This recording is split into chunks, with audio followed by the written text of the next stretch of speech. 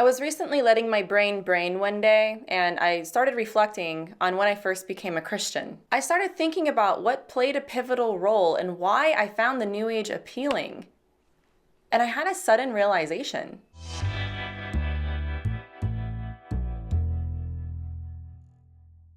First, I've alluded to this before, but it's important to understand that I didn't realize that the teachers I was following and the books I was reading were New Age thought. I honestly didn't even know that was a label for these kinds of teachings. I thought that this was true Christianity, just a higher, more spiritually mature form of it, available for those who were genuinely looking for it. They quoted scripture, talked about Jesus, the gospel, and salvation. A lot of scripture took on a very metaphysical type meaning, especially the book of Matthew, Sermon on the Mount. They loved to use that one. But what caused me to start looking to them in the first place might make a few Christians mad. But hear me out. I would rather some be upset with me and not get this than not say anything at all and risk others missing out on this point. But I really love you guys, and I feel like this information can really help some people understand this perspective. And I think it could be really useful. I was actually searching for answers when I first became a Christian. I wasn't someone who was having doubts just because I was looking for exits to my beliefs. I was seeking answers, not exits. I was trying to resolve these questions. I wanted to know the Bible. I wanted to have my questions answered. When there was an attempt for answers, it seemed like it was the same droned answer over and over again, and it simply just wasn't satisfactory after a point. It's like I got a gospel hangover. You just keep hearing the same stuff over and over again, and it just falls into the background of your mind. I wanted and needed to dig deeper, or perhaps hear more about this answer in different ways.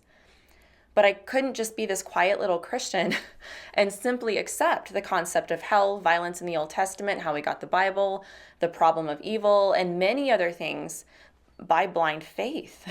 I had questions, people. Not only this, I was actually really bothered by some of these beliefs and thought that there had to be some rationality to this. My soul craved these deep conversations. It still does. I wanted to really dig. As odd as it sounds, I welcomed wrestling with these things and really needed to have stimulating discussions about doctrine, philosophy, and the Bible, among other things. I loved getting to know God on this level, but there was a problem. This made me a sort of pariah.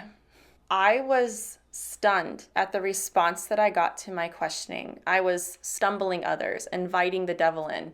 I had a lack of faith. I was being deceived. I was making others question their faith, all because I was questioning. I was very frustrated. I had the impression that most Christians in some sort of organized religion didn't want to think. Not only that, they immediately resorted to fear when someone broke this mold. I was the bad guy. It was as if it was a threat to their comfort or something. To me, this was incredibly shallow and disappointing, if I'm honest. So what's a girl to do? In response to this frustration, I started looking at other resources for answers, and this is the part that I want people to take away. The New Age thought seemed to deliver these answers with wide open arms. There seemed to be a willingness to hear my questions and what I had to say. I compared this to my experience in the church and concluded that these teachers had a deeper understanding of these topics because they dared to think about them. It was like critical thinking, and what I thought was welcomed. I felt like I didn't want to give up my brain to be a Christian. There was a depth there that was very appealing to me. And of course, I now see error in these beliefs, obviously, especially biblically and logically. What really made it stand out was that they dared to think. Now, of course, in hindsight, I hope I'm not being misunderstood here. I will say that in the long term, these beliefs are not sustainable. Sure, they allowed for free thought, but what's that worth if truth is subjective anyways? So just some food for thought on why the New Age is still garbage, guys, okay? But what I want to get across is why it appeals to so many people. So this is what happens when my brain brains. I mean, ultimately, when I really thought about it, this played a huge role in why I went down this path for so long. There was more to this, of course, especially the appeal to the supernatural and experiences. These spiritual teachers seemed very wise and knowledgeable, and experience meant you were enlightened or elevated more. All this did was solidify my beliefs even more, and it wasn't until many years later that I discovered the discipline of Christian apologetics and felt that there indeed was a place for rich intellect within the Christian faith, instead of relying on pleasure island experiences that ultimately were not easily maintained. Reason and faith are interwoven into the Christian religion, but unfortunately, it's hard to see that nowadays sometimes. This still happens today. I didn't have the overwhelming negative experience of being on social media during these interactions.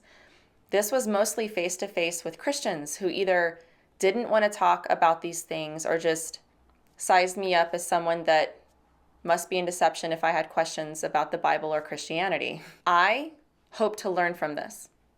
My service to others requires this. Christianity has a rich history of brilliant thinkers, many universities, scientific discoveries. They were made in the name of curiosity about our Creator. And understandably, I know that we don't need to pursue every thought, and we need to have discernment and common sense as Christians. And of course, I'm not saying we need to go off the deep end, and I hope I'm not being misunderstood sharing these thoughts, but I know that I need to keep my own fears in check when I am confronted with challenges, and remember that my pride can hinder me from wanting to hear a question that might challenge me. I have to pick and choose my battles. I definitely do not have all the answers, but I have all the questions.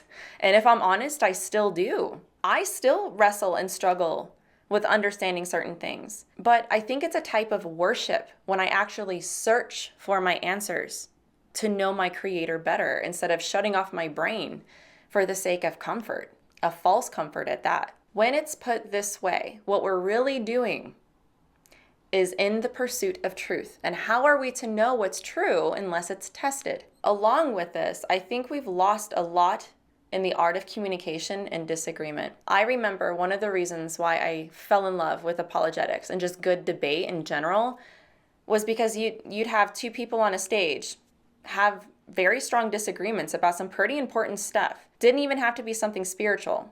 They'd exchange a riveting, thought-provoking dialogue and disagree, maybe even raise voices, but at the end of it, what always stunned me was the respect for one another. They would shake hands and go have dinner and exchange photos of their kids afterwards. I just don't see this as much anymore.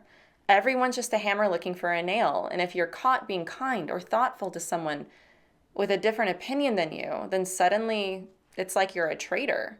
You're seen as going against your tribe if you're exchanging ideas with someone of a different belief system. So to avoid this shunning, we basically turn off our brains and remain in our echo chambers, not daring to step out to understand another position. The sad part about this is that we desperately need to do that. We need to be challenged so that we can critically think. And to critically think means that we need people to challenge our beliefs and spot the weaknesses and holes in them. If we surround ourselves with yes people all the time, then we are reinforcing preconceived ideas in spite of us knowing they're true because we don't want to be uncomfortable. We don't want to be challenged. But I love this. This is the beauty of truth. If it exists and you know it, then it can resist any questions and any challenge. It doesn't change.